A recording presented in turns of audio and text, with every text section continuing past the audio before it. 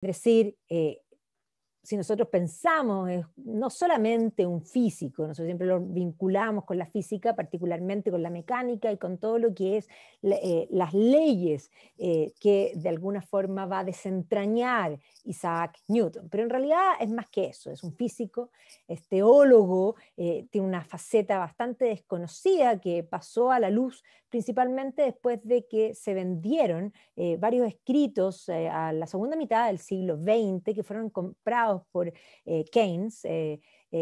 Keynes, de hecho, era un admirador de Newton y se sorprendió cuando se encontró con estos escritos y el mundo entero quedó sorprendido, porque Newton no solamente era un físico y no solamente era un científico, sino que además era teólogo y era alquimista, lo que hizo que muchos dijesen, pero ¿cómo? Porque se supone que Newton era parte de este movimiento científico que rompía con esa idea teológica y esa idea de que Dios podría ser lo primero de todo. Y básicamente Newton va a ser parte de esa visión de mundo que considera, y el propio Newton va a decir, que aquel que no cree en Dios definitivamente y simplemente no piensa, porque cualquier persona que piensa llega últimamente y finalmente a Dios. Así que físico, teólogo, inventor, alquimista y matemático, porque evidentemente que no solamente las leyes de la física y la mecánica que se deben a esta figura, sino que también en matemática él va a ser el creador de unas nuevas matemáticas. Él va a inventar unas nuevas matemáticas para poder medir y para poder de alguna forma sacar cálculos de lo que es el cambio, lo que es el movimiento. Él se va a dar cuenta que para poder medir el movimiento, él necesitaba unas nuevas matemáticas. Él es el padre del cálculo en conjunto, porque no lo va a hacer solo, o sea, lo hace él solo por su parte, pero sin ponerse de acuerdo, porque estamos en un periodo donde efectivamente no había muchas posibilidades que se compartiesen de un lugar a otro los conocimientos, pero en un mismo momento y por vías distintas, tanto Isaac Newton como Leibniz en Alemania van a llegar a lo que hoy conocemos como el cálculo, que Newton lo va a llamar fluxations y que por otro lado Leibniz lo va a llamar cálculo infinitesimal. ¿Ya? Así que es una figura fundamental. Aquí vemos esta imagen que pone aquí a varios grandes, de hecho desde Einstein con Marie Curie, o una mujer que se va a ganar 2 premios Nobel en dos disciplinas distintas para todos aquellos que les interese su vida. Hay una película en Netflix altamente recomendable con la Rosamund Pike, que está uno de los más vistos de Netflix en este mes, así que para que la puedan ver. Obviamente que Newton y también Charles Darwin. Eh, Vamos a silenciar. Y también Charles Darwin. Bueno, él va a ser el autor de este libro, Filosofía Natural, Principia Matemática, y en ese libro él va a describir todo lo que es la ley de gravitación universal, donde básicamente va a poner todas las bases de lo que es la mecánica. Pero también va a tener estudios en todo lo que es óptica, y a él se le atribuye el haber descubierto en el fondo la división de la luz y darse cuenta que dentro de la luz blanca estaban todos los colores, y eso va a permitir además con el prisma darse cuenta y perfeccionar posteriormente lo que va a ser el telescopio, que él se da cuenta que si un telescopio tiene un lente, eso genera una digamos, desvirtúa la visión, y que para poder ver como nosotros vemos y que esa percepción que nosotros tenemos, que básicamente esa idea que él va a plantear, que los colores no existen, los colores existen en las cosas, se manifiestan en el fondo a través de, digamos, de donde el amarillo es en algo que es amarillo, el amarillo per se no es. Entonces él se va a dar cuenta que es necesario tener un segundo lente para poder corregir digamos, esa desvirtuación que se produce cuando se fragmentan básicamente los colores. Bueno, celebrado en todas partes del mundo, vemos que hay en el fondo Mali lo celebra aquí, y aquí vemos Mónaco también, y un poco para mostrar el Congo. O sea, en todas partes del mundo celebran a Newton como una de las personas que va a transformar la realidad y la visión de mundo que nosotros tenemos respecto a esa realidad misma. Corea, aquí un poco para que vean Ruanda, o sea, es impresionante como esa es una figura universal que va más allá de lo que es el mundo británico.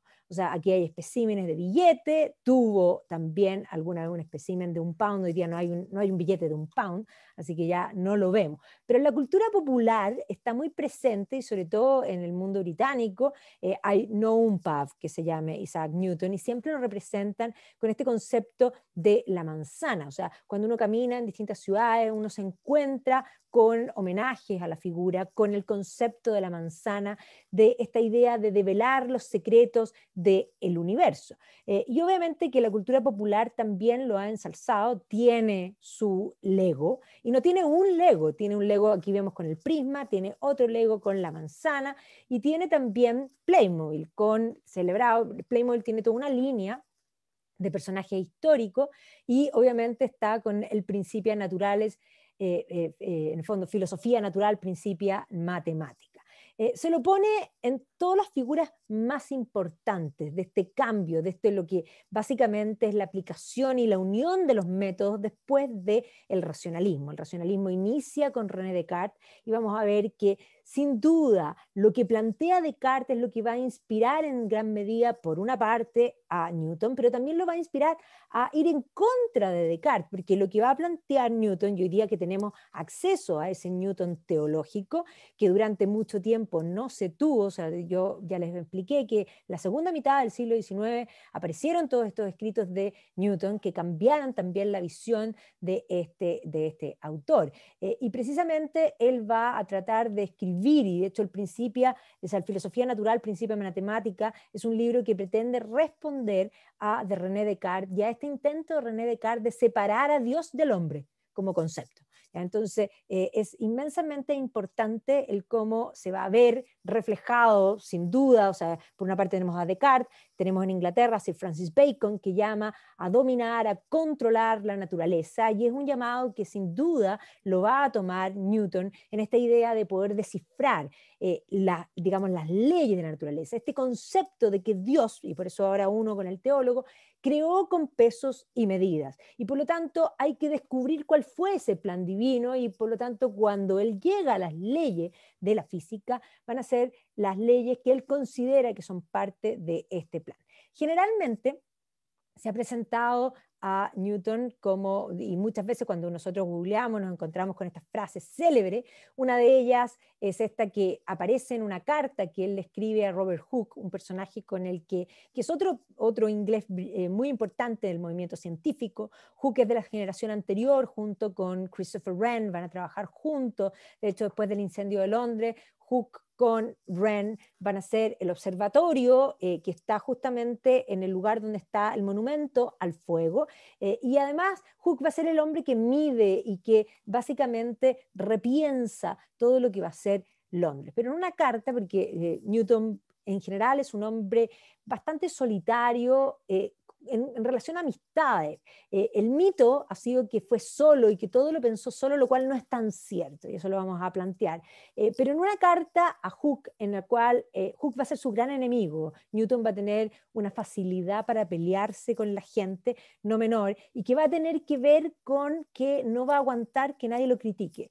Y Hooke, que era un hombre importante, parte del movimiento científico, mayor que él y parte de la Royal Society, lo va a criticar no una vez en su vida, sino que 2 veces, con lo que lo va a considerar su peor enemigo. Y es bien curioso, porque esta frase que le escribe en esta carta dice: si he logrado ver más lejos, ha sido porque he subido a hombros de gigantes.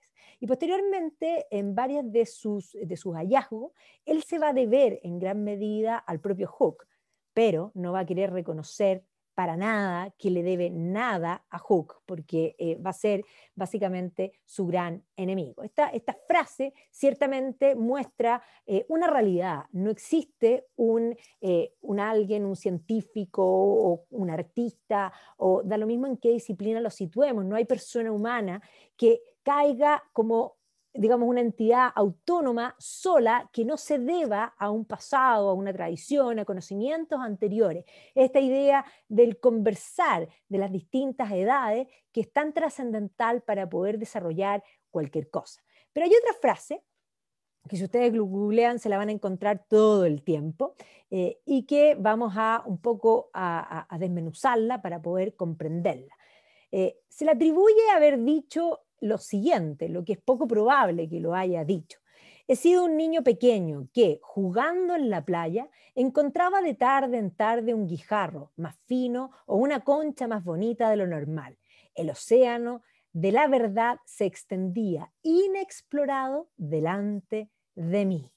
Esta frase, que aparece siempre, si ustedes googlean se van a encontrar inmediatamente, y es más, yo creo que si ponen Wikipedia va a aparecer esta frase también como algo de que había dicho Newton. Y hay un historiador de la ciencia extraordinario, altamente recomendable. La historia de la ciencia y las historias particulares son inmensamente fascinantes, y estas combinaciones de poder comprender los movimientos científicos, y cuando principalmente se cruza la historia con la ciencia, se hace particularmente interesante. Simon Scheffer es un historiador de la ciencia que desmitifica esta frase. Y él plantea que es imposible que Newton haya dicho esta frase. Y lo dice por tres razones. Primero, porque es una frase poética, y Newton no tenía nada de poeta, así que es poco probable que la haya dicho, y si algo lo dijo, no lo dijo así. Segundo, porque es humilde. Esta idea de yo era un niño pequeño jugando con un guijarro frente a la inmensidad que es la verdad misma, y Newton lo que no tuvo jamás en su vida fue humildad. Y tercero, porque sitúa a un niño jugando en el mar, y Newton nunca conoció el mar. Y uno dice, pero ¿cómo? Si vivía en Inglaterra. No, no conoció el mar. Y no conoció el mar porque va a vivir en el interior, va a estudiar en Cambridge y posteriormente va a estar en Londres, y la única navegación, lo más cercano al mar que tuvo, fue una navegación que hizo por el Támesis, entre Londres y Hampton Court, que hoy día también es considerada parte de Londres.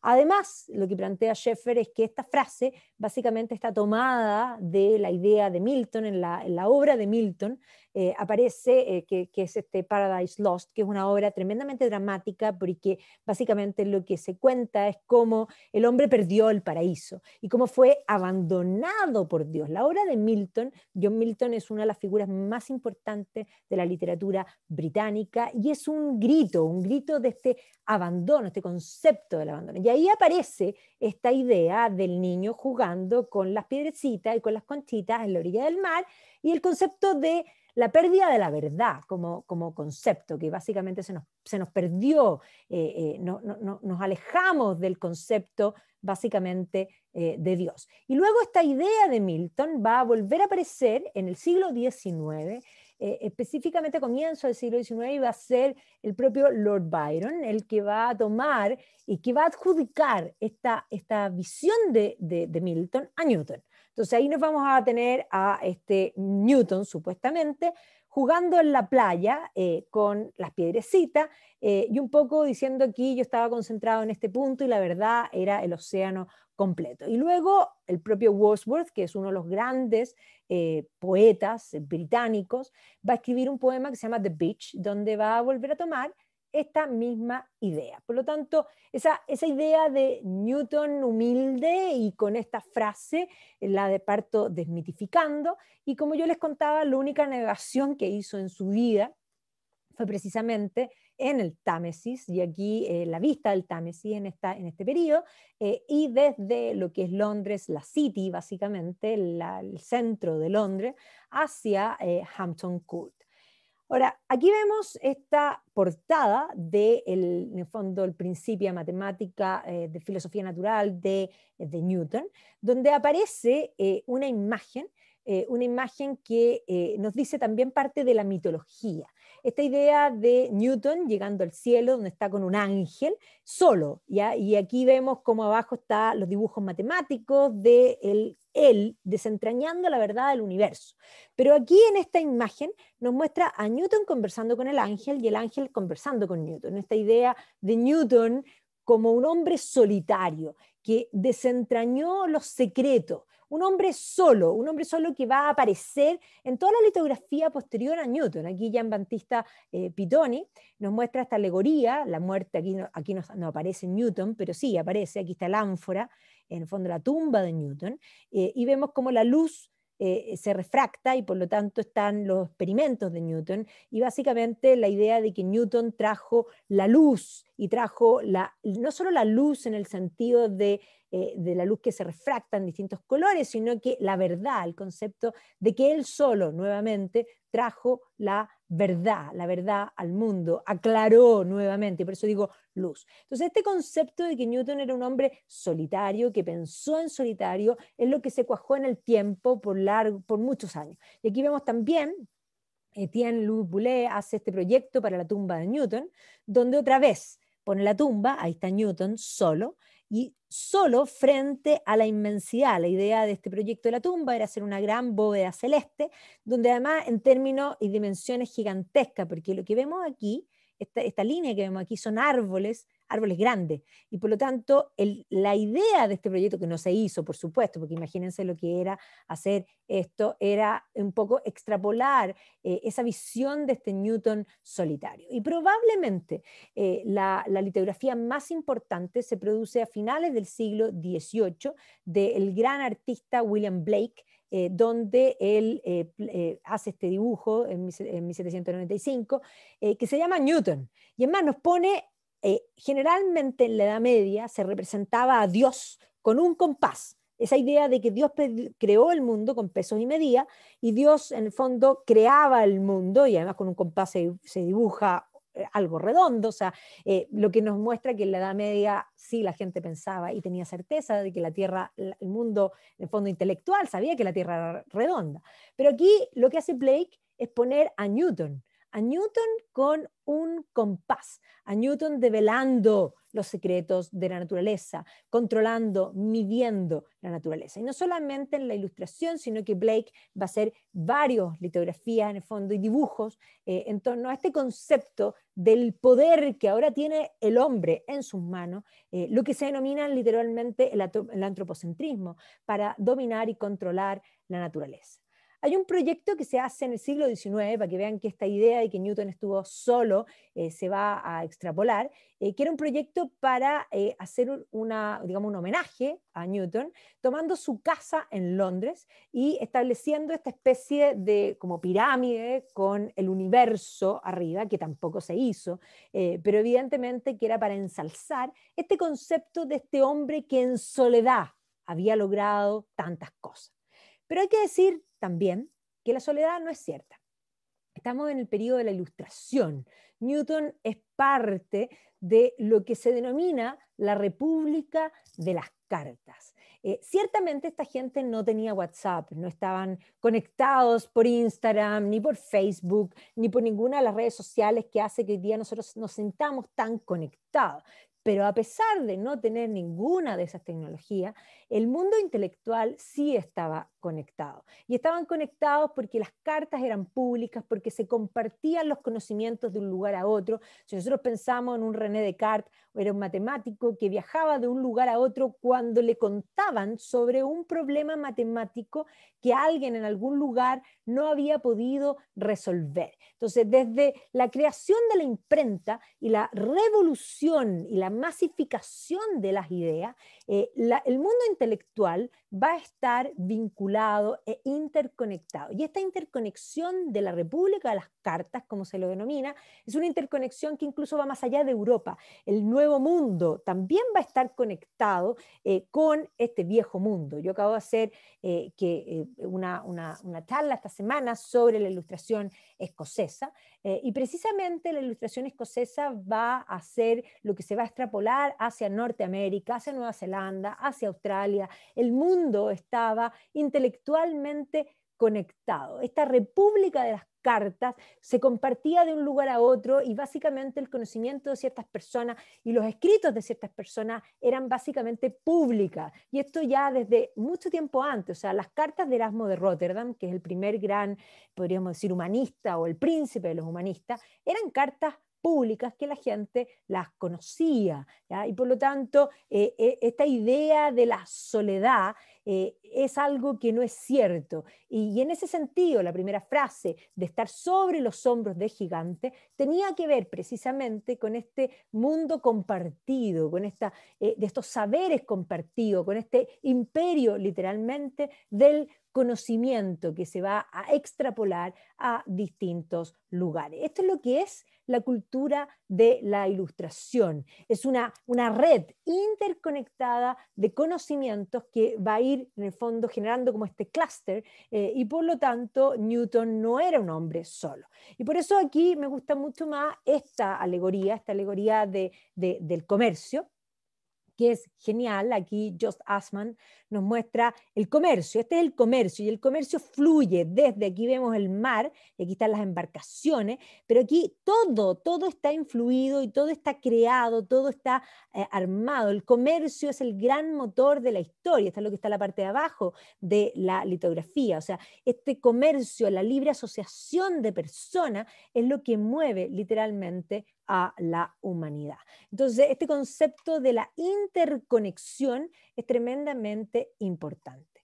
Personajes que van a influir en Newton son muchísimos, pero una figura clara y sobre todo teniendo en claro y hoy día teniendo la claridad respecto a este Newton teólogo, Anastasius Kirchner, es un alemán que efectivamente va a tener esta visión. Este es el último gran podríamos decir, uomo universales. Es el último, cuando nosotros pensamos en un Leonardo, uno dice, ¿quién es Leonardo? Bueno, Leonardo es, sin duda, es pintor, pintó pocas cosas, súper pocos cuadros, de hecho son muy poquitos los cuadros que pintó, pero es anatomista, crea la ciudad perfecta, es ingeniero. ¿Qué es Leonardo? Leonardo es muchas cosas al mismo tiempo. Y el último gran uomo universales va a ser precisamente Kirchner, ¿ya? Esta idea del teatro del mundo, de querer conocer el universo, de poder interconectar cosas, ¿ya? Básicamente ese concepto es lo que va a heredar este Newton, esta idea de que todo está conectado. Aquí vemos a Francis Drake, que evidentemente va a dar nuevamente la vuelta al mundo, y cómo básicamente hay una conexión, o sea, la República de las Cartas fluye desde el comercio y desde la conexión marítima que va a ser tan importante. Aquí vemos a Francis Bacon, que es el padre del empirismo y básicamente el padre de todo lo que es el movimiento científico como tal, y por lo tanto Newton se debe en gran medida a Bacon. Y aquí vemos la portada del conde de Verulam, como se lo llamaba, de la obra de Bacon. Aquí vemos la Nueva Atlántida. En la Nueva Atlántida vemos estos pilares, que es la entrada del conocimiento desde el mar, esta conexión que es tan importante. Y todas las obras de Bacon van a tener la misma noción, esta idea de que la verdad se comparte y se comparte desde el mar. Aquí vemos la verdad que viene bajando, la verdad que baja a la tierra y que se extiende. Lo mismo vemos aquí, ¿ya? Esta idea de que el mundo se da la mano y que comparte este conocimiento, y ojo, aquí con las matemáticas, por supuesto, y desde Oxford. O sea, muy importante para él que sea Oxford. El caso de Newton, no, él va a ser un fellow de Cambridge. Entonces, esto es lo que es el mundo de la ilustración, ¿ya? Un mundo conectado, un mundo abierto, un mundo que va a ir generando cada vez más comercio. Un mundo que va a cambiar su visión y que va a empezar a comprender todo como una máquina, y por eso pongo aquí a Descartes con la noción de máquina, y de hecho el propio Newton va a culpar a Descartes de haber separado al hombre en relación con Dios. Y por otra parte vamos a ver que la influencia fundamental de Bacon, principalmente de Bacon, va a partir, a diferencia de Descartes, de los sentidos. Descartes considera que los sentidos nos engañan y que por lo tanto hay que llegar a una idea clara y distinta que es yo pienso y yo con mi pensamiento creo la realidad. En cambio, Francis Bacon considera en su método inductivo que hay que partir de los sentidos y de la observación. Y la observación repetida va a permitir concluir verdades y básicamente eso es el método que se va a usar, el método experimental, que se va a usar particularmente en todo lo que es el desarrollo de la ciencia. Y por lo tanto, en estas dos visiones, tanto deductivas como inductivas, vamos a ver que van a aparecer una serie de personajes, entre ellos Galileo y por supuesto Sir Isaac Newton, que van a ser parte de esto que denominamos la Ilustración. Entonces la Ilustración confía en el poder del ser humano, el hombre está llamado a controlar y a dominar la naturaleza. Este cuadro de Vermeer nos muestra aquí al geógrafo, y el geógrafo no solo tiene un mapa, sino que pone la mano sobre el mapa. Yo controlo, yo domino el mundo. Miren este cuadro que se refiere a lo mismo, pero aquí vemos los instrumentos, o sea, tenemos por una parte el globo terráqueo, tenemos mapas, tenemos un catalejo, ¿no es cierto?, para poder observar, y aquí es importante porque este podría ser perfectamente Newton, que va a ser un montón de, digamos, de instrumentos, y esto, aquí vemos otra cosa, entre las cosas aquí está el incienso. O sea, esa idea que no separa necesariamente aún completamente o no considera que el concepto de la verdad tenga que necesariamente ser separado del aspecto religioso. ¿Ya?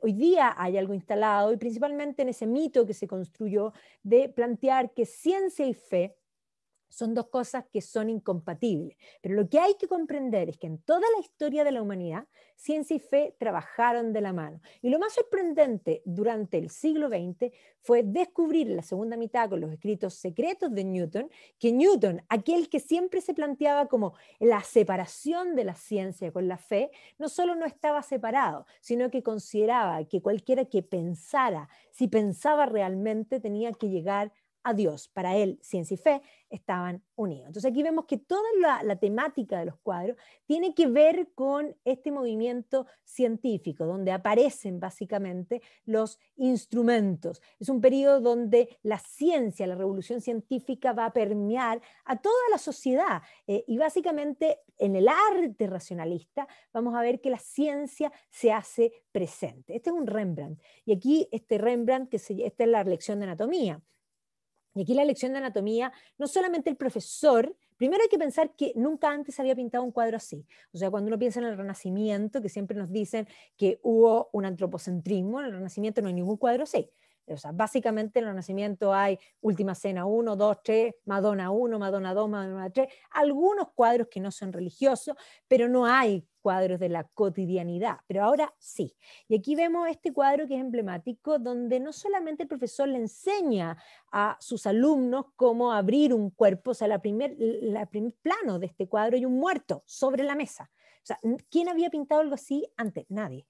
Pero además nosotros somos los testigos, nosotros también estamos dentro de esta lección de anatomía. Y por eso es tan importante el claroscuro que hace Rembrandt, para mostrar que la ciencia es la protagonista y que nosotros somos parte de develar estos secretos de la naturaleza. Entonces, aquí vemos cómo toda la ciencia está en Luis XIV, y Luis XIV se retrata con, obviamente, mapas mundi, para mostrar esta importancia de la ciencia. Él es el patrón de la ciencia. Aquí está nuevamente Luis XIV, y aquí vemos, en el fondo, preocupación por la biología, por la anatomía, ¿ya? Y aquí vemos una serie de instrumentos que aparecen retratados, y un jardín recortado, y ese jardín recortado francés tiene que ver con el control, con el dominio de la naturaleza. El hombre es el que domina, el hombre es el que controla, y esto permea toda la sociedad. Este es el momento precisamente en que vamos a situar a nuestro personaje. En una Inglaterra que además va a sufrir una serie de cambios políticos trascendentales, pero aquí vemos Carlos II en la Restauración va a fundar la Royal Society. La Royal Society ya estaba fundada una generación antes, Christopher Wren va a ser parte de esta fundación. Aquí está Christopher Wren, y aquí ponen a Sir Francis Bacon porque es el origen de este movimiento científico. Entonces, precisamente en el marco de este apoyo estatal que fomenta la ciencia, vamos a situar a nuestro personaje, ¿ya? A nuestro personaje en Inglaterra, en un marco de este interés que permea la sociedad completa. Aquí nuevamente vemos a Carlos II, este es el periodo de la Restauración, digamos, después de la Guerra Civil Inglesa, con una gran preocupación con la ciencia. Un mundo que quiere controlar, medir, esta idea de medir todas las cosas, de obtener, así como Prometeo, el fuego de los dioses, comprender la realidad, inventar como concepto la ciencia. Lisa Jordan hace unas biografías extraordinarias, tiene la biógrafa de Christopher Wren, y también hace este libro que se llama Ingenious Pursuit, que es básicamente la búsqueda de esta, o la creación de esta revolución científica. O sea, tenemos que situar a nuestro personaje en este periodo. Entonces, ya teniendo claro el setting, vamos a decir que Isaac Newton, van a ser, de hecho, se piensa que nació en diciembre porque había un cambio respecto al calendario, pero de hecho unos dicen que el 4 de enero del 43, pero según el calendario habría nacido el 25 de diciembre de 1642, ¿ya? Y habría nacido prematuro, de hecho en una familia que son puritanos, ¿ya? Y de hecho van a ser tan pequeñitos que él nos cuenta después, que su madre pensó que no iba a vivir y que era tan pequeño que lo pusieron en un canastito. Pero sí vivió, lo que sí, su padre, él va a nacer, digamos, sin padre, y por lo tanto esta madre viuda, su padre era Isaac Newton también, pero va a morir antes, no va a vivir nunca con su padre, y su madre era Hannah Alscott, que de hecho eran campesinos los dos, puritanos. Entendamos también este concepto, porque no solo hay que entender el movimiento científico, estamos en un periodo muy complejo dentro de lo que es Inglaterra. O sea, después de que Enrique VIII rompió con la Iglesia, su hija Isabel I, en todo el gobierno de los Tudors, va a consolidar lo que es la Iglesia de Inglaterra. Por otra parte, la reforma de Escocia, que es de corte calvinista, con John Knox, va a empezar a permear la Iglesia de Inglaterra, y se va a producir en el fondo toda esta nueva visión dentro de la Iglesia, y también todo un periodo de persecución y de rechazo al mundo católico, ¿ya? Y precisamente incluso previo al nacimiento de Newton, la Guerra Civil Inglesa, que tiene que ver entre, por una parte, una mayor democratización, sin duda, desde la participación del Parlamento por sobre el rey. Sin duda, generalmente se mira esa parte política, pero todavía es un coletazo de las guerras de religión que van a ser la marca particular de lo que va a vivir Inglaterra, que no va a terminar ni siquiera con la guerra civil. Posteriormente, incluso a Newton se va a producir el fin, en el fondo, va a asumir después de Carlos II, su hermano, James II, quien era católico, y los ingleses van a sacar a James por el hecho de ser católico, y se va a producir la Revolución Gloriosa. O sea, el problema religioso en Inglaterra no es menor. Y dentro de los reformados va a surgir un grupo que se les va a denominar los puritanos. De hecho, en la Guerra Civil Inglesa, el bando del Parlamento era un bando de puritanos. El puritanismo es en el fondo, actitud religiosa que considera que todo es pecado, incluso lo que no lo es. ¿Ya? Ahora, en el catolicismo hay puritanos, pero la mayoría, no necesariamente todos los católicos son puritanos. Pero dentro del calvinismo y la iglesia presbiteriana, hay que decir que prima el puritanismo, particularmente por la visión de Calvino, porque Calvino considera que el hombre por naturaleza ofende a Dios y que por lo tanto hay que controlar la vida del hombre, y considera que lo único que no ofende a Dios es literalmente el trabajo. Entonces, todo se prohíbe. El propio Calvino va a prohibir los juegos, va a prohibir la música, va a prohibir los colores. Entonces, esa idea puritana que tiene una visión digamos, de vivencia religiosa va a primar. Y la familia de él, digamos, por el lado de, digamos, sus padres van a ser campesinos, puritanos, lo que va a marcar también este fervor religioso que se explica posteriormente en la visión del mundo que va a tener principalmente Newton. Ahora, su madre, viuda, se va a volver a casar con Barnabas Smith, y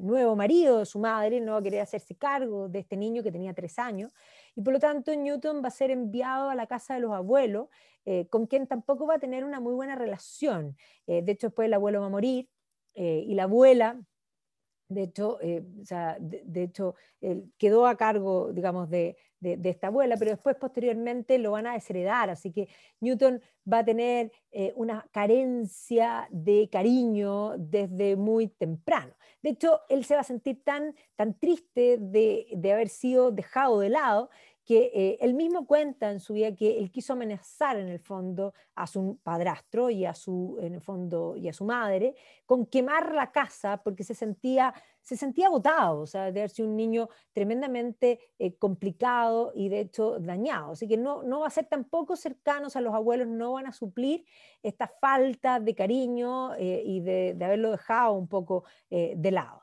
¿Ya? Ahora, después muere el nuevo marido de la madre, él va a volver a la casa por un periodo, de hecho tenía otros hermanos con los que no se conocía mucho, y tampoco va a durar mucho tiempo aquí, lo van a mandar al colegio. ¿Ya? Entonces, él, en un periodo donde todavía la educación formal no era algo obligatorio, Newton sí va a tener una educación formal mucho más extensa que la mayoría de sus contemporáneos. ¿Ya? Él va a ir en el fondo a un colegio que es el King's School en Grantham, y de hecho tenía 12 años, lo van a mandar lejos, y evidentemente aquí él va a aprender muchísimas cosas, sobre todo también del mundo clásico. La educación tenía mucho que ver con los clásicos, Platón, Aristóteles. De Aristóteles va a tomar muchas cosas que posteriormente él también las va a considerar, particularmente su concepto del realismo filosófico, que lo va a mantener el resto de su vida. Pero no solamente los griegos, sino que también los latinos, Ovidio,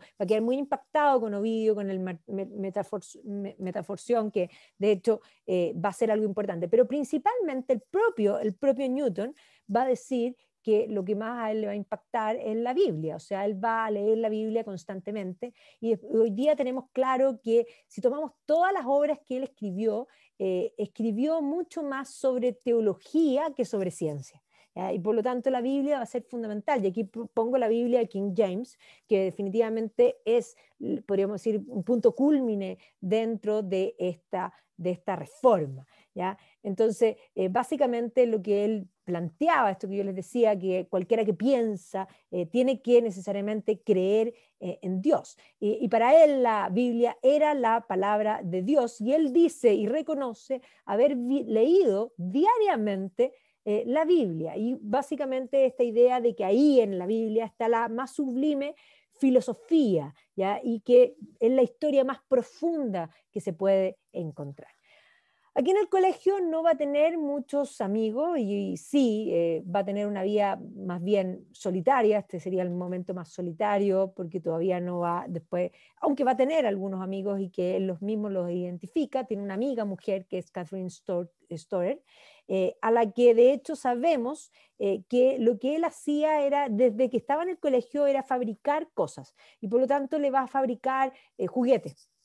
¿Ya? Y por lo tanto él tenía una gran habilidad para hacer cosas. De hecho, esta niñita era hermana de Arthur Storer, que en el fondo va a ser también un astrónomo matemático posteriormente, y eran gente, no podríamos decir que no era tampoco que estaba solo, pero era un niño más bien solitario con estos afectos bastante dañados.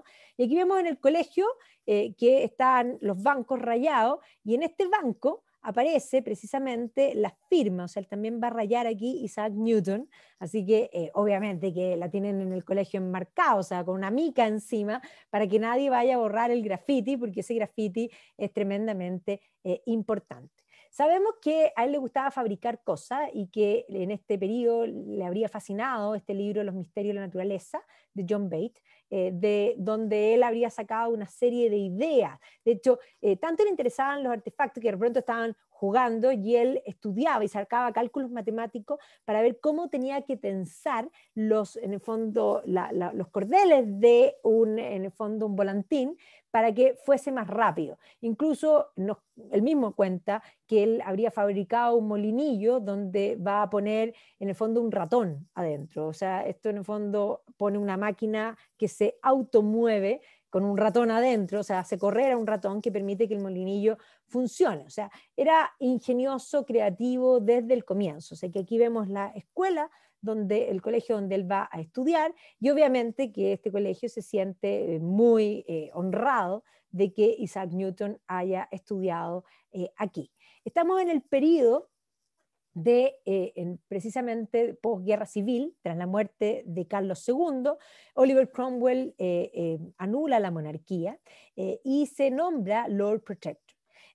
Christopher Wren había vivido justamente la generación antes y por lo tanto durante el gobierno del protectorado, Wren estaba en la universidad. Newton estaba todavía en el colegio porque es como 10 años menor, por lo tanto no le va a tocar precisamente en ese momento.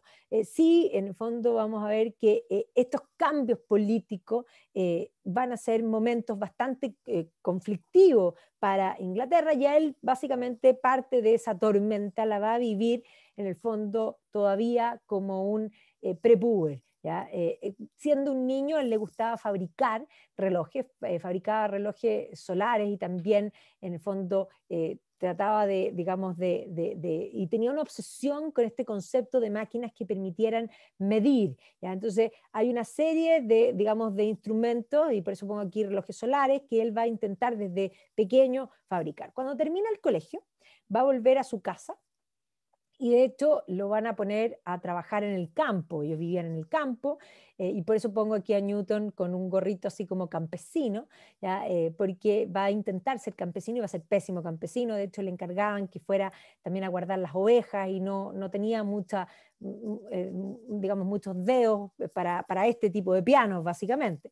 Y de hecho un tío de él, que estaba vinculado con la farmacéutica, va a interesarse por Newton, va a ver que Newton tiene interés en las matemáticas y en cosas más científicas, y va a tratar de insistirle a la madre que le permita, en el fondo, apadrinarlo, y que le permita ir a estudiar a la universidad y que lo saque, este niño no tiene posibilidades de ser campesino. Y finalmente, por el apoyo del tío, va a lograr finalmente que entrar a la universidad, así que va a entrar a los 18 años a la Universidad de Cambridge para poder continuar sus estudios. Así que gracias a este tío, que evidentemente ya como farmacéutico se va a dar cuenta que el niño tiene interés en temas de química, de alquimia, posteriormente va a ser una alquimia, digamos, va a estar interesado por la alquimia. Hay que comprender que uno dice, bueno, este científico alquímico, pero qué cosa tan rara. La alquimia tiene cosas muy similares en muchos aspectos a lo que es la química moderna también, y por lo tanto el interés de Newton era un interés dentro de la alquimia, dentro de un interés científico, sin lugar a duda, y también un interés científico donde él tenía esta raíz hacia el mundo teológico, que era precisamente fundamental. Así que va a entrar a la Universidad de Cambridge, al Trinity College, va a ser parte fellow del Trinity College. No va a ser muy buen alumno, para nada, porque él era tremendamente fijado con lo que a él le gustaba y con lo que a él le interesaba y con lo que a él no le interesaba. Por lo tanto, no va a ir mucho a clases y se va a dedicar a ir a la biblioteca. Esta es la biblioteca del Trinity College, que posteriormente va a ser remozada y rearreglada por el propio Christopher Wren, que es uno de los, digamos, de los científicos, astrónomos, arquitectos más importantes del periodo anterior, uno de los fundadores de la Royal Society, que además va a arreglar esta biblioteca. O sea, imaginemos a Newton estudiando aquí y pasando largas horas en este lugar. Y aquí la República de las Cartas se va a manifestar desde los libros, ese conocimiento, estos hombros de los gigantes donde él va a poder subirse, va a empezar a estudiar matemática, va a empezar a estudiar la obra de William Oughtred, y no solamente de Oughtred, sino que va a entrar en la obra de René Descartes, y esto le va a hacer darse cuenta de que Descartes tiene un error, que separó al hombre de Dios, y él es un ferviente creyente, y por lo tanto va a intentar dar una respuesta a esta separación. Va a conocer la obra de Kepler también, y por lo tanto va a quedar fascinado con esta observación del mundo celeste, con esta idea de que las órbitas son elípticas, y se va a empezar a preguntar por qué. Es más, vamos a ver que la noción de que había una fuerza de atracción estaba sobre la mesa.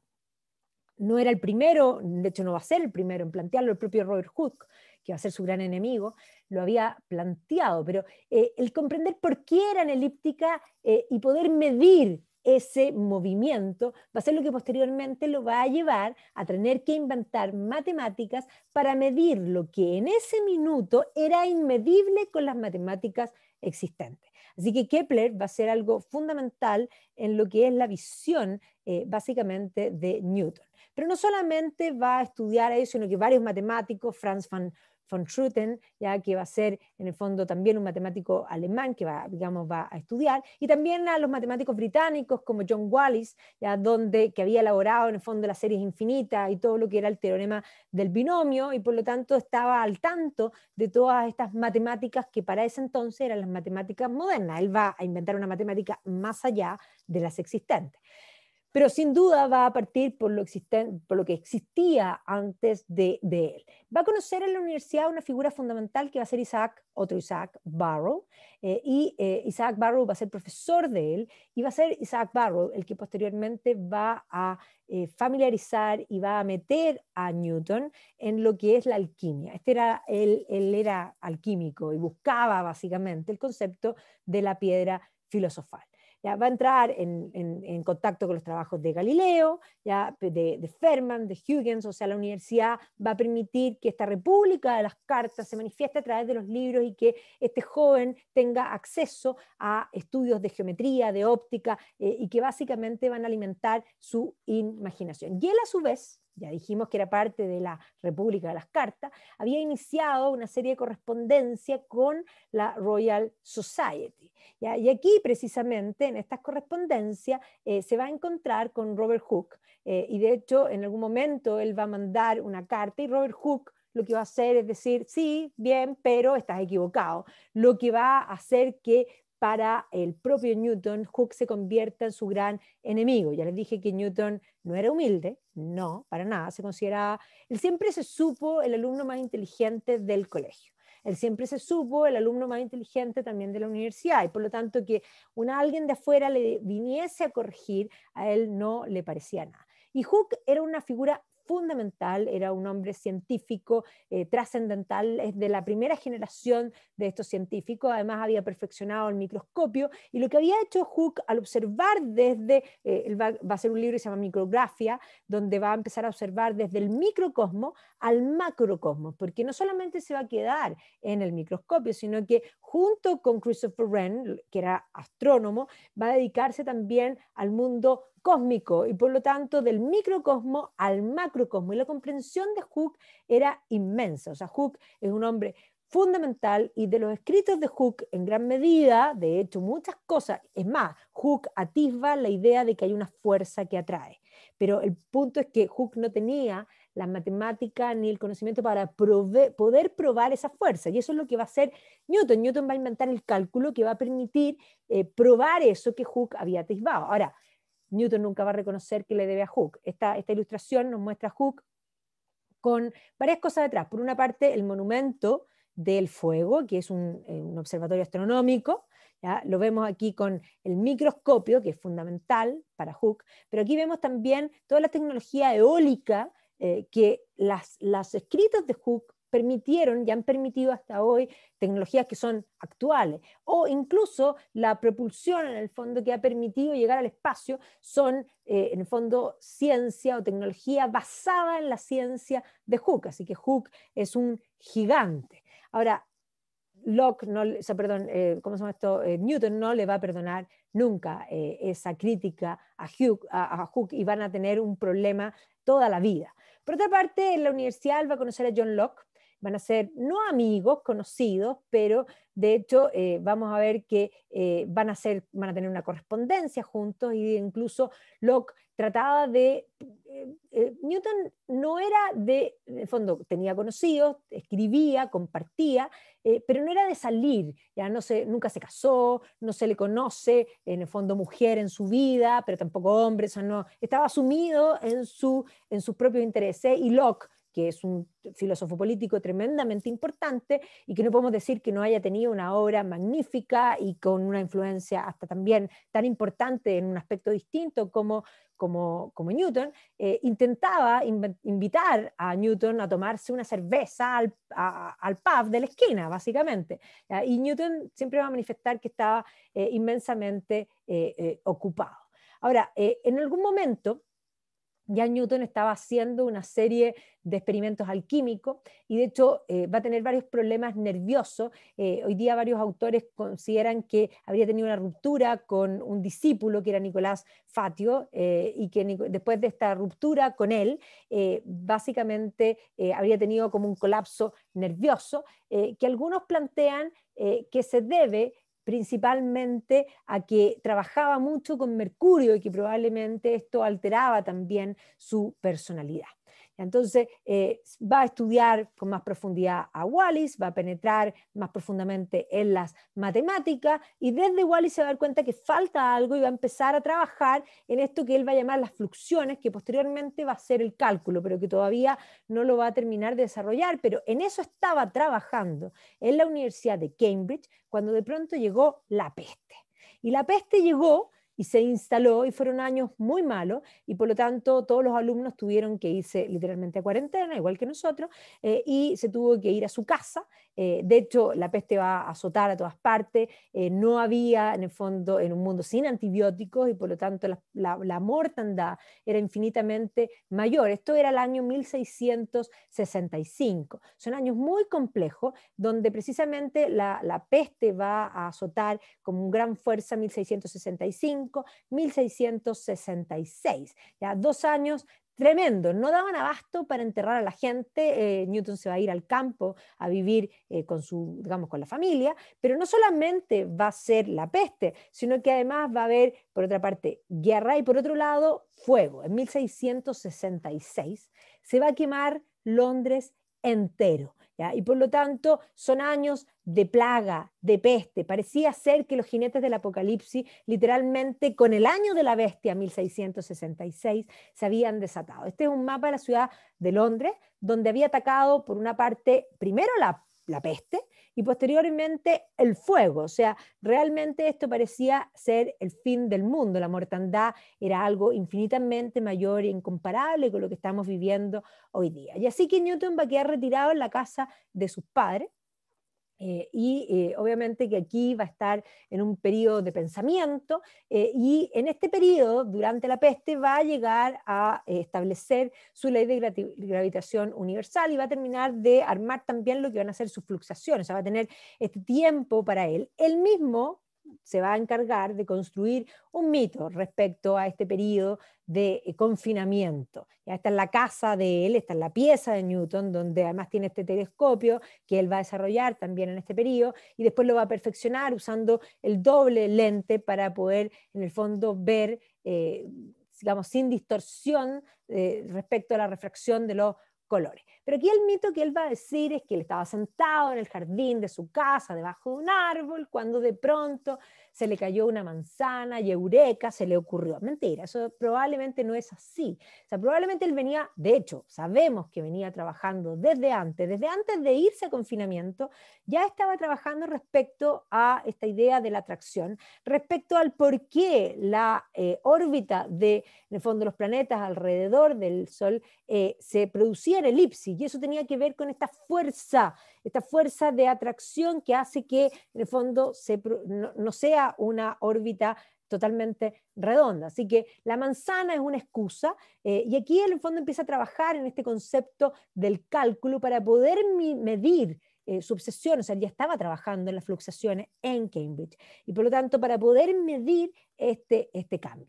Entonces aquí vemos el mito, obviamente el mito de la manzana siempre está acompañando en el fondo a Newton en cualquier parte que se lo represente, así que aquí lo representan durmiendo y le cayó la manzana, y es más, cuando uno visita la casa está el manzano y el manzano está, digamos, encerrado porque pasa a ser cuasi sagrado. Y aquí vemos los cálculos, el cálculo para medir estas fluxaciones, como él lo denomina, y que precisamente esto podríamos decir es previo a la planilla Excel, una cosa impresionante. Miren aquí, o sea, el cálculo para poder medir literalmente el movimiento. O sea, Newton, lo más fascinante de todo es que Newton inventó una nueva matemática porque lo que él quería medir era imposible de ser medido con las matemáticas existentes. Y a mí me parece que eso es realmente fascinante.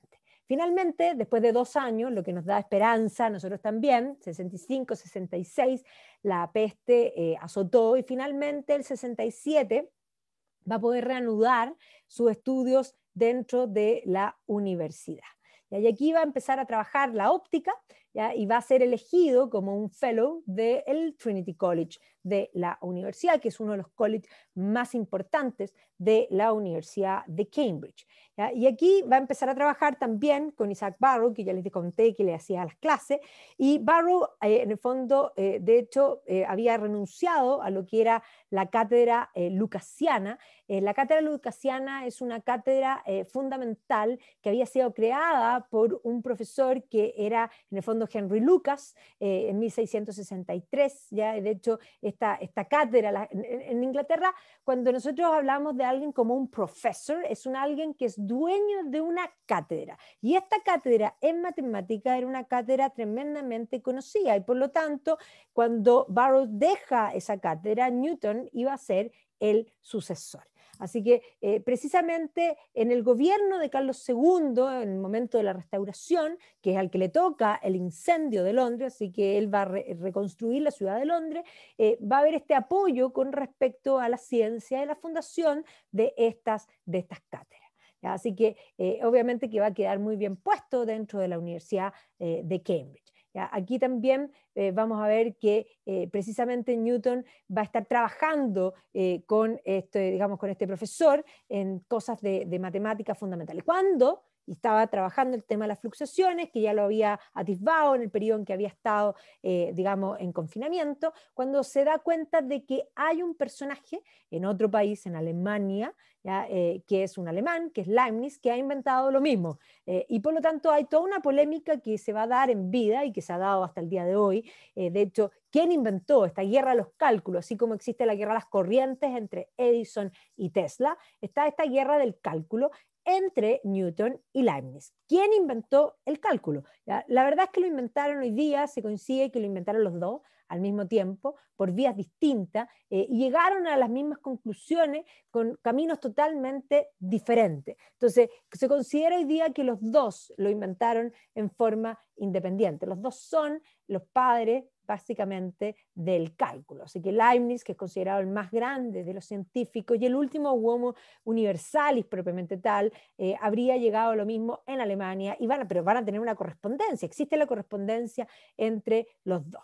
Entonces, por una parte, el cálculo de Newton va a venir desde la geometría analítica, y el cálculo de Leibniz va a venir por un camino distinto, ¿ya? Pero los dos van a llegar a lo mismo. En este periodo, además, va a estar trabajando respecto en el fondo, a la fragmentación de la luz, va a hacer una serie de experimentos de óptica, y por lo tanto, en sus aposentos dentro de la universidad tenía literalmente puesto un laboratorio completo, va a tener una serie de ayudantes. Los ayudantes no le duraban demasiado tiempo porque no tenía un genio muy bueno. Y aquí se va a dar cuenta respecto al concepto de los colores, que los colores básicamente no existen, sino que es una percepción, y es una percepción digamos, cuando se produce en el fondo la difracción básicamente de la luz. Y aquí se va a dar cuenta respecto a esto que yo les mencionaba, de no solo que el prisma dividía los colores, sino que se va a dar cuenta de que la observación bajo los lentes genera una desvirtuación, y esto le va a permitir posteriormente perfeccionar el telescopio poniéndole dos lentes. Y al ponerle dos lentes, efectivamente él se va a dar cuenta que primero se produce la división de los colores, pero si le pongo el segundo, se produce nuevamente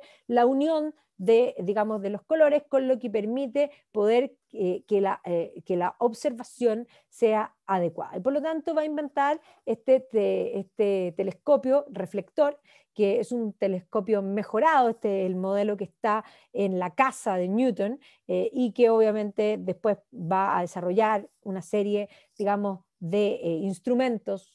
También se va a dedicar a la creación de instrumentos. Y por lo tanto va a escribir un tratado de óptica donde va a plantear también su teoría general con respecto a la luz, de donde va a plantear que la luz se transmite por línea recta, ¿ya? Y aquí va a entrar en un conflicto nuevamente con Robert Hooke, porque Robert Hooke le va a contestar desde la Royal Society: señor Newton, usted está equivocado.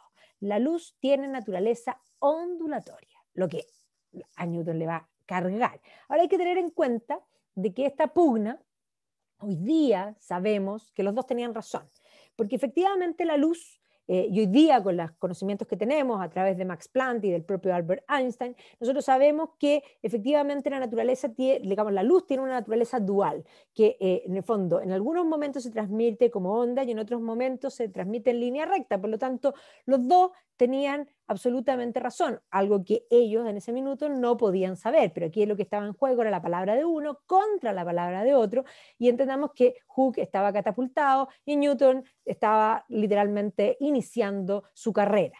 Por lo tanto, aquí Newton va a seguir trabajando en todos estos experimentos, todavía no ha escrito todavía no ha escrito su libro, sino que va juntando toda esta información, va a tener un asistente que es Humphrey Newton, que también tenía apellido Newton. De hecho hay esta serie que se llama Newton, en el fondo, que está contada, de Inventor Specials, que está contada desde el hijo de Humphrey Newton, ¿ya? Y que cuenta principalmente el mal genio que tenía y cómo básicamente se hacían todos estos experimentos en la pieza, y además el propio Humphrey Newton cuenta que Newton recibió la cátedra y que por lo tanto tenía que hacer clases. Y aquí vemos esta ilustración que es una mentira, porque en los escritos que hay de Humphrey Newton y del propio Newton, no le gustaba hacer clases, pero no solo no le gustaba hacer clases, era súper fome para hacer clases. Y en general sus clases no tenían mucho público, pero nuevamente el mito de que el genio científico tiene que ser un gran profesor. Él era un gran investigador, pero sin duda le gustaba buscar el conocimiento de los otros y trabajar solo, y por eso se va a llevar mal generalmente o va a romper con todos sus asistentes. En varias oportunidades sus aposentos terminaron literalmente en fuego, haciendo en el fondo experimentos. Entonces aquí vemos perfeccionando instrumentos y luego compartiendo, porque la República de las Cartas implicaba no solo alimentarse del conocimiento de los otros, sino que dar un aporte, en el fondo, en relación a lo que habían descubierto. Así que aquí vemos los cuadernos de Newton, y su idea siempre fue desde el comienzo, desde que leyó a Descartes, le hizo ruido esta separación con respecto a Dios, y por lo tanto cuando finalmente escribe Filosofía Natural, Principios en Matemática, lo que intenta hacer es volver a unir este concepto que el propio Descartes había separado.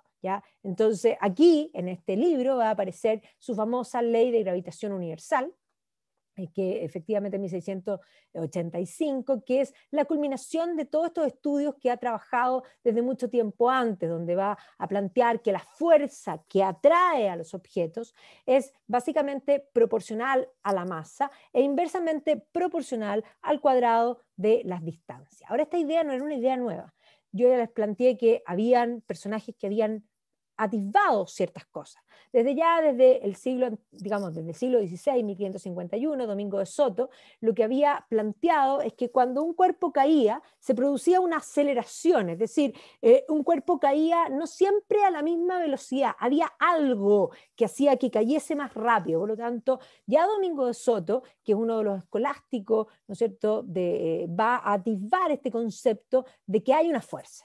Por otro lado, Hooke, a quien odia Newton, también había planteado esta idea de que había una atracción, pero ninguno de los dos había sido capaz de medir esto. Y por lo tanto, ciertamente lo que hace Newton es terminar de abrochar estas ideas y de poder probar. Y va a probar, finalmente lo va a llevar a escribir su obra, que la venía trabajando hace mucho tiempo, después de una conversación que va a tener con uno de los académicos también de la Royal Society, que es Halley, el que le va a dar nombre precisamente a ese cometa que va a pasar, un cometa que va a recibir su nombre, pero que había pasado muchas veces antes. O sea, de hecho, si uno mira el tapiz de Bayeux, que es un tapiz del siglo XI, en ese tapiz aparece el cometa Halley, que en ese entonces no se llamaba cometa Halley. Halley va a darle el nombre a ese cometa. Pero en un momento, en una conversación con Halley, le va a preguntar Halley respecto a la órbita, en el fondo, de cómo se produce en el fondo el movimiento de traslación. Y le va a decir, bueno, ¿y cómo es la órbita? Entonces Newton le va a decir, es elíptica. Kepler tiene razón, es elíptica. Y dice, ¿por qué lo dices con tanta certeza? Porque lo calculé.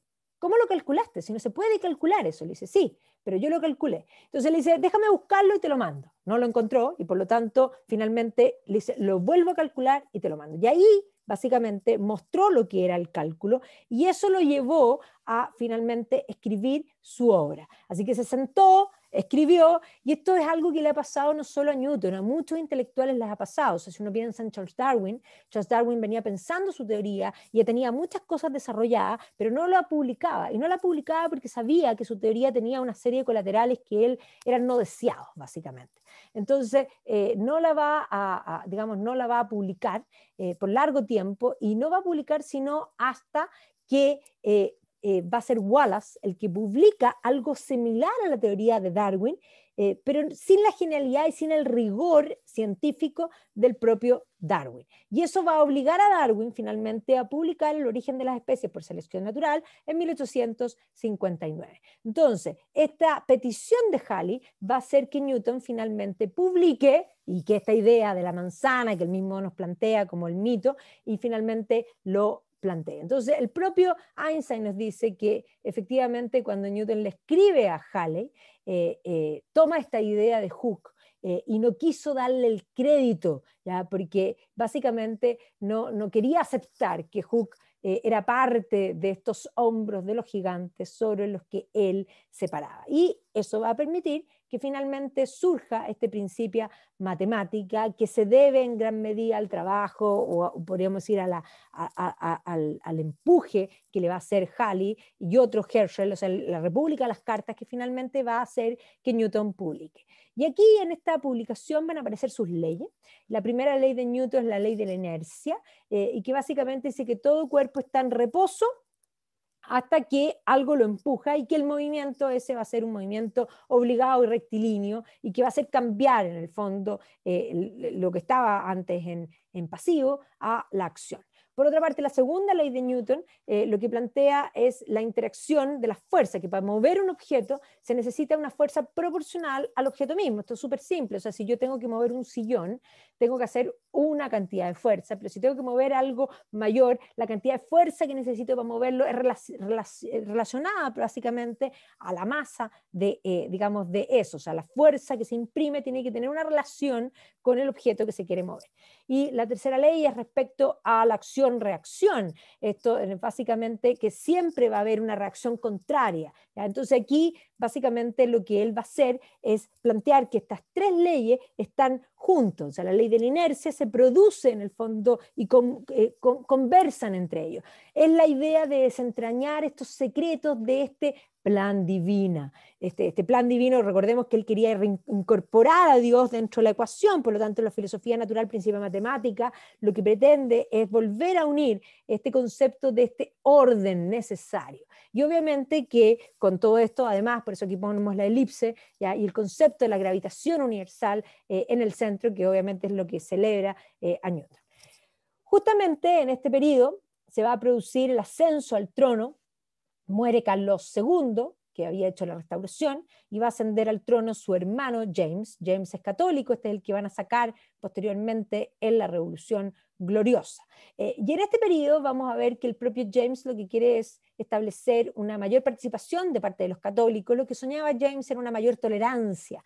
James probablemente era demasiado moderno para su tiempo, y finalmente lo van a terminar sacando en la Revolución Gloriosa y llamando a su hija, que estaba casada con Guillermo, príncipe de Orange. Pero en este minuto lo que él quiere es mayor participación de los católicos, y que las universidades, la Universidad de Cambridge también, acepte a los católicos. Y Newton, que era un puritano, recordemos que su familia era puritana, va a ser contrario precisamente a esta participación de católicos dentro de la universidad, y por lo tanto se va a oponer a esto, y obviamente que va a ser parte del apoyo en 1688 a sacar a este rey, quien se va a ir primero a Irlanda a tratar de buscar huestes para poder recuperar su trono, y luego se va a ir a Escocia, y es el origen de todos los movimientos jacobitas que se van a dar precisamente durante el siglo, digamos, XVII y XVIII, que van a intentar recuperar el trono para los Estuardos de la línea original,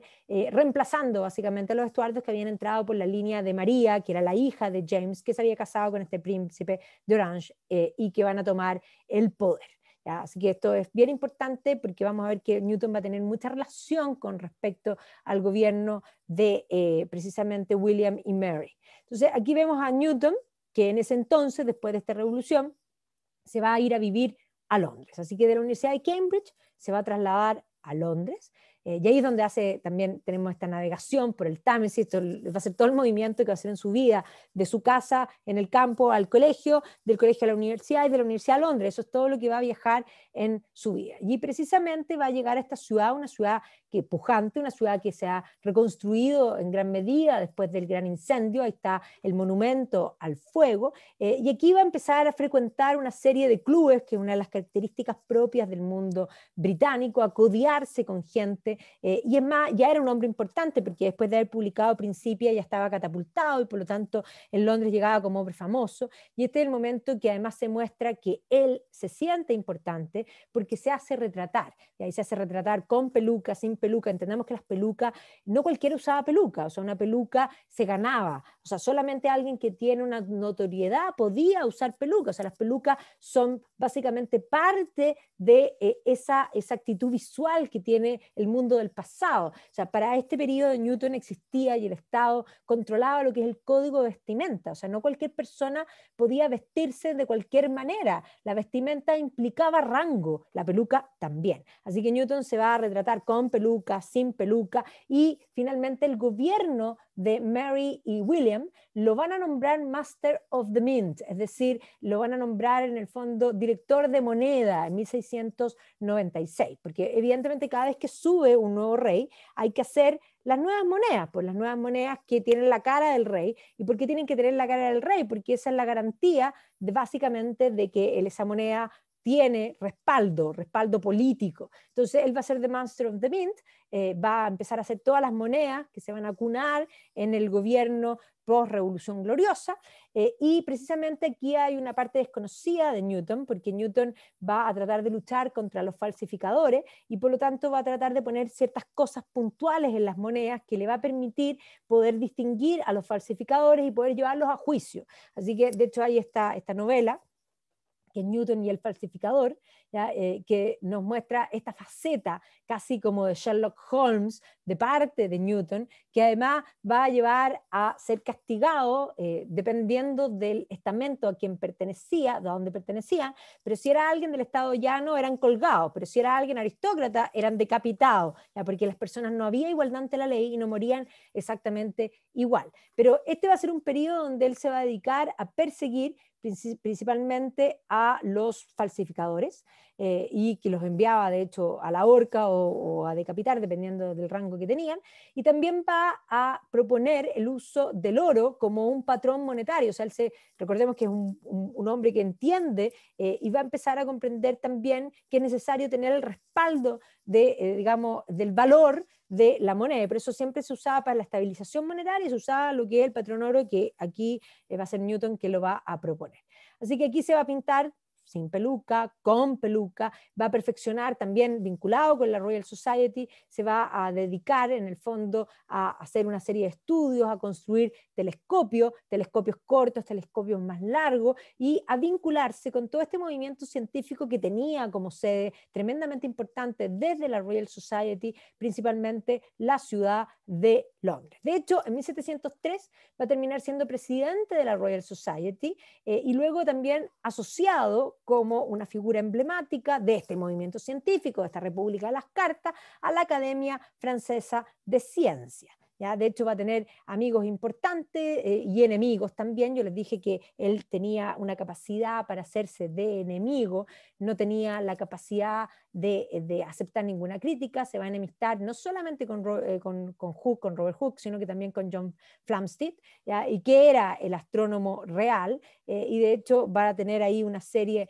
digamos, de rencillas. Va a ser hecho ordenado caballero y por lo tanto va a pasar a ser Sir Isaac Newton por la reina Ana, porque después de William y de Mary, en el fondo la va a suceder la hermana de Mary, que va a ser Ana, ¿ya? Y Ana va a ser la última Estuardo, porque Ana va a tener 18 hijos, pero todos los hijos van a morir y Ana va a morir sin descendencia, un poco para que se hagan un poco la idea.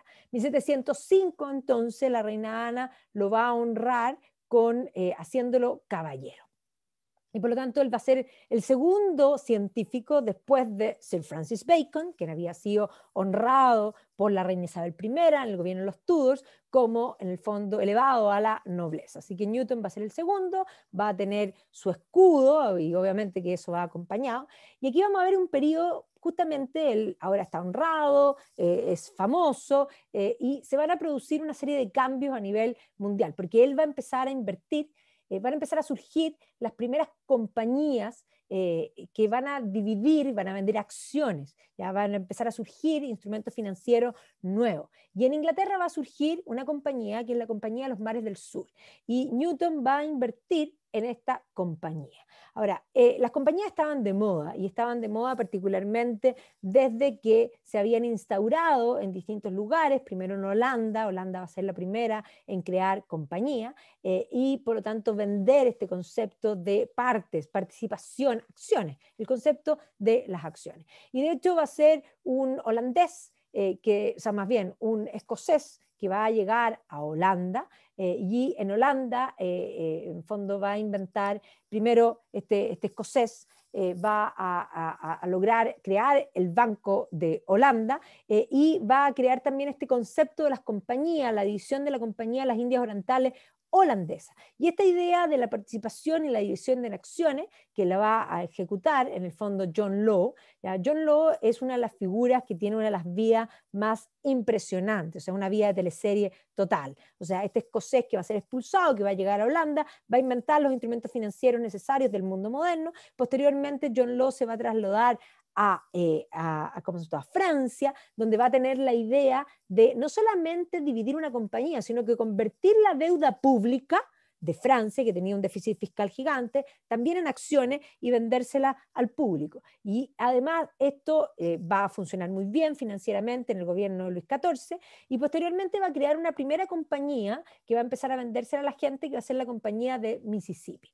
Esta ilustración es genial porque esta compañía de Mississippi va a generar la primera fiebre en el fondo bursátil, digámoslo de esta forma, y por lo tanto van a crear un concepto nuevo que son los millonnaires. La palabra millonnaire está en francés porque los primeros millonarios que existieron en inversiones fueron precisamente franceses. Y aquí vemos cómo les caen los billetes, miren de dónde, ya, o sea, por aquí le entran las monedas y va saliendo los billetes y son todos millonarios. Pero así como esta va a ser la primera burbuja, va a ser también la primera en estallar. Y la compañía de Mississippi va a reventar y todos estos millonarios van a quedar quebrados, entre ellos John Law, y John Law va a terminar arrancándose de Francia. John Law era millonario, millonario, millonario, era más rico que el rey de Francia. Y de hecho era dueño de toda la zona de la Place Vendôme. Y va a terminar huyendo a Venecia y ahí está enterrado. Ahora, esto mismo que sucedió en Francia va a suceder con la Compañía de los Mares del Sur, que es la segunda burbuja bursátil. Después de eso la sigue la del Golfo de Darien, que es la compañía que se va a crear en Escocia. Pero en la Compañía de los Mares del Sur, Newton va a invertir. Y esta es la inversión de Newton. O sea, Newton va a invertir un poquitito aquí y se va a dar cuenta que esto subió y va a estar súper feliz. Entonces va a invertir más. Aquí va a tener una bajada, pero va a seguir y aquí ya está millonario. Y por lo tanto, finalmente aquí va a entrar con todo y va a subir, pero no va a salir. Y por lo tanto, revienta la burbuja y Newton literalmente quiebra. ¿Ya? O sea, Newton llegó a ser millonario en vida, famoso, elogiado, elevado a la nobleza y era millonario también, pero va a terminar su vida con una situación muy compleja. ¿Ya? Y por lo tanto, un poco para que se hagan la idea, va a perder 20.000 libras en esta burbuja, lo que para la época es una cantidad tremenda. Y él va a decir, puedo predecir el movimiento de los cuerpos celestes, pero no la locura de la gente.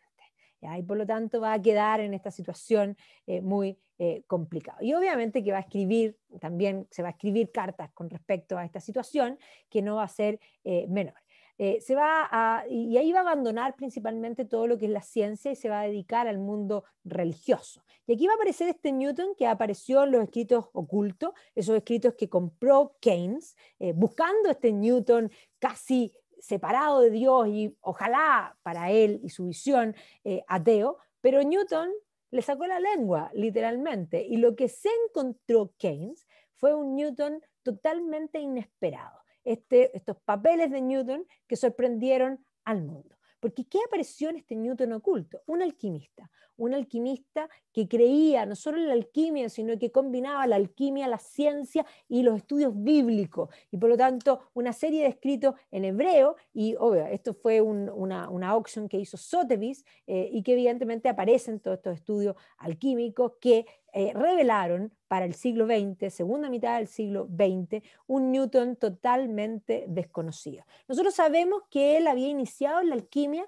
con Burroughs, ¿ya? Pero no solamente en el fondo con Burroughs, sino que también con Moore en la Universidad de Cambridge, ¿ya? Y de hecho había entrado una serie de, digamos, de tratados respecto a los metales, ese concepto de la alquimia, de buscar la piedra filosofal, el origen básicamente de todo. La alquimia es, podríamos decir, la abuela en cierta forma de la química moderna, pero evidentemente que cruza con estos conocimientos arcanos que están presentes en todas partes, que el mundo científico los rechaza profundamente.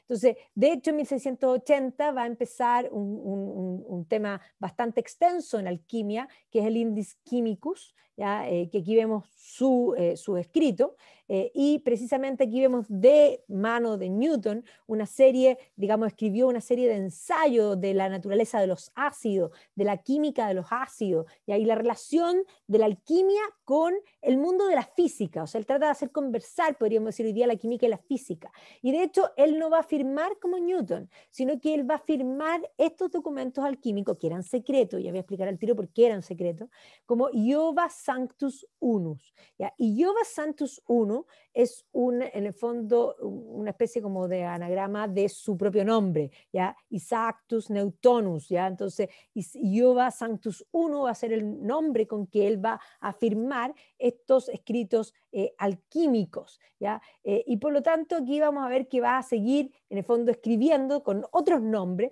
pero nunca va a escribir como Isaac Newton. ¿Y por qué? ¿Ya? ¿Qué es lo que sucede? Porque aquí vamos a ver que en estos mundos arcanos, luego él va a empezar a combinar también con el Newton teológico, donde va a aparecer claramente un Newton bastante herético, ¿ya? Y eso obviamente que él no quería entrar en ningún problema. Una de las cosas es que Newton va a ser literalmente arriano, es decir, va a ser antitrinitario, y él era un fellow del Trinity College de Oxford, o sea, perdón, de Cambridge, del Trinity College, o sea, del College de la Trinidad, y era contrario al concepto de la Santísima Trinidad. O sea, esto tenía que mantenerse en secreto. Y eso explica por qué todo esto era secreto. Esta idea de buscar la piedra filosofal, esta búsqueda arcana en el tiempo, estos conocimientos, lo que hacía Newton era intentar encontrar el concepto de la verdad. Él creía que había verdad en todas esas cosas antiguas, en el digamos, en el pasado, en todos los pasados y en el presente. Esta idea de intentar encontrar la verdad. Newton es un buscador desde la ciencia de encontrar, recordemos este concepto de volver a encontrar a Dios, de encontrar esa verdad que ha estado presente y que ha sido tan buscada en la historia. Entonces aquí vemos precisamente este concepto de este sacerdote de la naturaleza, ya estos escritos religiosos, alquímicos, que se combinan con sus escritos científicos y que permiten entender a Newton en una dimensión totalmente distinta. Va a hacer trabajos bíblicos también, va a estudiar la numerología del Apocalipsis para tratar de encontrar en el fondo estas verdades. Estos son dibujos del propio Newton, donde además va a combinar la serie de distintos saberes. Entonces, este Newton alquímico, aquí vemos este concepto de este león que se come al sol, que aparece en los escritos alquímicos en forma permanente, que van a ser cosas que efectivamente este león verde que aparece en la búsqueda de esta piedra filosofal. De hecho, el propio Newton va a visitar Stonehenge y va a tratar de buscar esa verdad en este conocimiento de este mundo precristiano dentro de, digamos, de la búsqueda de la verdad. Y aquí vamos a ver precisamente cómo aplica la numerología y aplica la ciencia a todos estos conocimientos. Y por lo tanto, la mezcla de la teología. Él mismo había dicho que para él la Biblia era lo más importante, y él mismo dice, este bellísimo sistema compuesto por el Sol, los planetas y los cometas, no pudo menos que haber sido creado por consejo y dominio de un ente poderoso e inteligente. el Dios supremo, es un ser eterno, infinito, absolutamente perfecto. Esa idea de no van a pensar que todo esto es casualidad. Y él siempre va a decir que él siempre volvió a la Biblia y que fue su principal fuente, las escrituras en el fondo como la más sublime filosofía y esa autenticidad completa de la Biblia. De hecho, va a estudiar además los planos del templo de Salomón, o sea, su idea de buscar la combinación de la ciencia, las matemáticas, la teología, del saber, el concepto de la verdad. Y aquí va a aparecer este Newton antitrinitario. Él cree que Dios no puede ser tres, que es uno solo y que solo existe Dios Padre, y que básicamente Jesús es hijo de Dios, pero no es Dios, o sea, es arriano, ¿ya? Y por eso él va a mantener esto en secreto. El miembro, fellow del Trinity College, no podía aparecer diciendo estas cosas. Y por eso firma con algo que no es su nombre, que obviamente posteriormente ya sabemos que ese es el nombre que él va a elegir. Y entonces cuando aparecieron estos escritos, aparecieron varios libros que hablan de este lado oscuro de Newton, o sea, mostró la hilacha, cómo era creyente, ¿ya? Para otros mostró el lado claro, todos aquellos que son creyentes consideraron que Newton tenía un poco como este lado B, que lo hacía también, podríamos decir, más humanista. Pero de todo lo que él escribió, de los 3.600.000 palabras, en el fondo 1.000.000 de palabras fueron dedicadas a la ciencia y 1.400.000 palabras fueron dedicadas a la teología. Por lo tanto, Newton es más teólogo, hereje, en la visión de la iglesia, en el fondo, establecida, principalmente por su noción antitrinitaria, pero efectivamente él dice, a falta de otra prueba, el dedo pulgar por sí solo me convencería de la existencia de Dios. Y eso afirma también ese concepto que él planteaba en el comienzo. Cualquiera que piense, si realmente piensa, llega a Dios. Dice, en el fondo incluso el ciego, ¿ya?, que no ve los colores, ¿ya?, va en el fondo a darse cuenta de este concepto de Dios. No puede ser que todo esto sea casualidad. Tiene que haber un plan y un creador. La gravedad explica los movimientos de los planetas, pero no puede explicar quién pone los planetas en movimiento. Él era aristotélico y como Aristóteles básicamente va a plantear y tomar esa idea de la primera causa, algo que posteriormente el propio Santo Tomás de Aquino va a usar como las pruebas de la existencia de Dios. Entonces, es la ilustración posteriormente tardía y principalmente el romanticismo el que trata de mostrar a Newton como el primer moderno que separa la ciencia de la fe. Pero ciertamente él no separó la ciencia de la fe y todo lo contrario, él como científico no concebía que podía haber ciencia posible sin el concepto de Dios. Por lo tanto, lo que él hace es lo que se denomina filosofía natural. No hay una barrera entre la teología y la ciencia misma. Newton es un filósofo natural que no puede en el fondo separar su conocimiento del concepto religioso. Este es el concepto de la búsqueda de la verdad. Y obviamente que aquí se funda básicamente para él todo lo que es la ciencia, esta comunión entre ciencia y fe. Los últimos años de su vida, que estuvo bastante enfermo, se dedicó a hacer cálculos del fin del mundo. Recordemos que se podía calcular el movimiento de los planetas para probar la teoría de Kepler. Su cálculo con respecto, usando la numerología de la Biblia y aplicando sus cálculos y todo su estudio, va a concluir, tal y cual, citado de él, que el fin del mundo tendría lugar el año 2060. Entonces me gustó esa hueá, pues. No nos queda mucho para el 2060, ahí está el 2060 que va a ser el fin del mundo. Finalmente va a padecer de problemas renales, ya va a tener una serie de cólicos y va a morir en el fondo el 31 de marzo de 1727. Se le va a hacer, ahí está la máscara mortuoria, y ya en vida se lo consideraba una eminencia y por lo tanto se va a planificar su tumba. Su tumba está en Westminster Abbey, así que precisamente ahí al lado del altar mayor, a mano izquierda está la tumba de Sir Isaac Newton. El proyecto inicial era con precisamente al lado del coro con dos tumbas, finalmente se hace una solo, pero va a tener, digamos, va a ser honrado en el Trinity College, que era su college, pero también en la ciudad de Londres, que va a ser la ciudad donde va a vivir, y ahí también en Westminster Abbey. Y de hecho el propio Alexander Pope va a decir, La naturaleza y sus leyes permanecían escondidas en la noche, de hecho esto es lo que aparece en su tumba. Dios, o sea, dijo Dios, hágase Newton, y todo fue luz.